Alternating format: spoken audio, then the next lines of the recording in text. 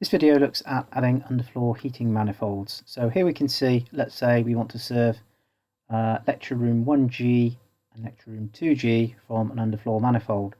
What we can do is nominate where we're going to place it first. So let's say it's going to be in lecture room 1G in the corner somewhere. Select the underfloor manifold, and then what we can do is apply the rooms we want it to serve.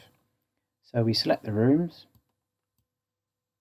We can see here we've only got 2 rooms here because these are the only 2 rooms on the project that have been specifically set up to look at underfloor heating as a heating medium.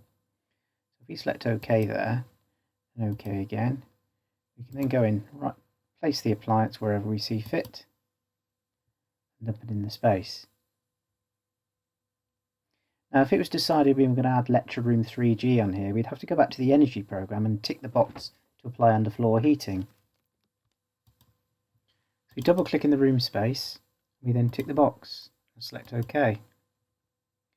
And then we move back to the piping program, calculate,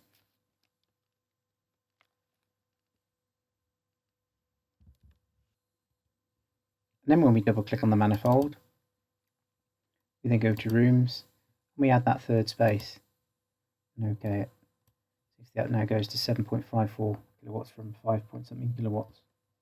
So again, as with fan core units, you can increase or reduce the number of spaces they serve.